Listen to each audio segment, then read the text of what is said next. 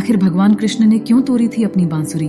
नमस्ते दोस्तों, स्वागत है आपका श्री सनातनी पर। आज के वीडियो का विषय जैसा कि आप जान ही गए होंगे, क्यों तोड़ी थी अपनी बांसुरी भगवान कृष्ण ने, पर बात करने वाले हैं। यदि आपने अभी तक हमारे चैनल को सब्सक्राइब नहीं किया है तो कृपया सब्सक्राइब बटन को दबाकर हमें सपोर्ट करें ताकि आप हमारे आने वाले वीडियोस भी देख सकें। तो चलिए बिना देर किए आज के वीडियो पर आते हैं। भगवान श्री कृष्ण को उनकी बांसुरी बहुत प्रिय है। वह बांसुरी को हमेशा अपने साथ रखते हैं। उनकी बांसुरी की धुन सुनकर पूरा विश्व ही भक्तिमय हो जाता था। हालांकि फिर भगवान श्री कृष्ण ने अपनी बांसुरी तोड़ दी थी। इसके पीछे की वजह को समझते हैं। भगवान श्री कृष्ण की बांसुरी प्रेम, खुशी और आकर्षण का प्रतीक मानी जाती है। उनकी बांसुरी का नाम महानंदा और सम्मोहिनी था। धार्मिक मान्यताओं के अनुसार भगवान शिव ने महर्षि दधीचि की हड्डियों से श्री कृष्ण की बांसुरी का निर्माण किया था। जब भगवान शिव बाल श्री कृष्ण से मिलने आए तो उपहार स्वरूप यह बांसुरी उन्हें भेंट की थी। भगवान कृष्ण को अपने बाल रूप में बांसुरी बजाने का बहुत शौक था। यह शौक ऐसा था कि उन्होंने 11 वर्ष 56 दिन की अवस्था, जिस दिन वह कंस वध के लिए मथुरा प्रस्थान किए, तक उन्होंने एक पल के लिए भी इस बांसुरी को अपने से अलग नहीं किया। हालांकि यह शौक दुनिया को दिखाने के लिए था। सही मायने में यह बांसुरी तो भगवान को अपनी प्रियतमा राधा रानी को करीब लाने का एक माध्यम थी।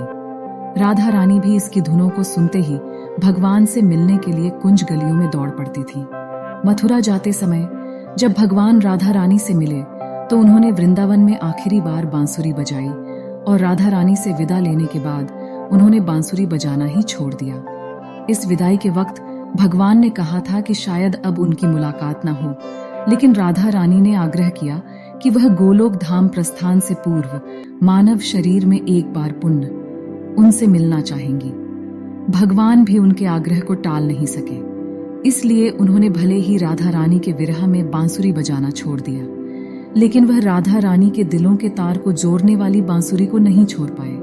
लेकिन कालांतर में जब राधा रानी की आखिरी मुलाकात द्वारिका में भगवान से हुई तो उन्होंने बताया कि धरती से प्रस्थान का समय आ गया है। हालांकि भगवान ने उन्हें रोकने का प्रयास किया, यहाँ तक कि भगवान के आग्रह पर राधा रानी कुछ दिनों तक देविका के रूप में द्वारिका प्रवास भी किया।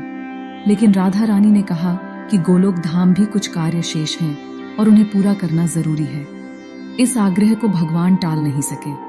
फिर राधा रानी के आग्रह पर भगवान ने आखिरी बार बांसुरी बजाई, लेकिन जैसे ही भगवान ने बांसुरी बजाना शुरू किया, राधा रानी इस नश्वर शरीर का त्याग कर गोलोक धाम प्रस्थान कर गई।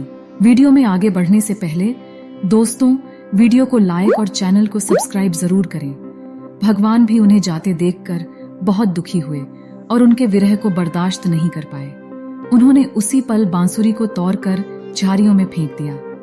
फिर मथुरा आने के बाद भी भगवान अपनी बांसुरी को सदैव अपने पास ही रखते थे, बल्कि दूसरे शब्दों में कहें तो वह इसे कभी अपने से अलग नहीं करते थे। गुरुकुल में उनके सहपाठियों व गुरुकुल से वापस लौटने के बाद उनकी माँ देवकी ने उनके पास बांसुरी देखकर कई बार उसे बजाने का आग्रह किया। देवकी ने तो यहाँ तक कहा कि उनकी रस माधुरी बांसुरी की खूब चर्चा सुनी है, एक बार इसकी धुन उन्हें भी सुना दो।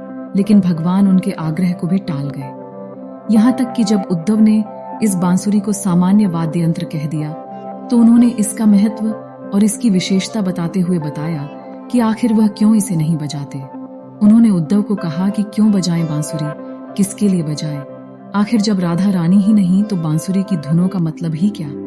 वृंदावन में भगवान के साथी थे बांसुरी और मोरपंख। वृंदावन में 11 वर्ष 56 दिन के प्रवास के दौरान भगवान कृष्ण ने कभी सिले वस्त्र नहीं पहने, कभी पैरों में पनही नहीं पहनी, लेकिन माथे पर मोर मुकुट और हाथों से बांसुरी को कभी अलग नहीं किया। भागवताचार्यों का मत है कि बांसुरी जहां प्रेम का प्रतीक है, वहीं मोर मुकुट काम त्याग का परिचायक है। इस प्रसंग की व्याख्या अलग अलग विद्वानों ने अपने अपने तरीके से किया है, लेकिन इन सभी विद्वानों में कोई दो राय नहीं है कि दो शरीर में धरती पर अवतरित हुए भगवान कृष्ण और राधा रानी एक ही हैं। केवल लीला के लिए दो शरीर में अवतरित हुए हैं।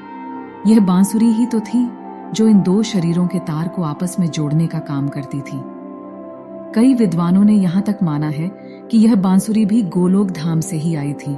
तो दोस्तों, यह थी भगवान कृष्ण ने क्यों तोड़ी थी अपनी बांसुरी पर हमारी बात। कैसा लगा आपको ये वीडियो? अगर आपके पास इस वीडियो से संबंधित कोई सवाल या सुझाव है तो कृपया नीचे कमेंट बॉक्स में हमसे साझा करें।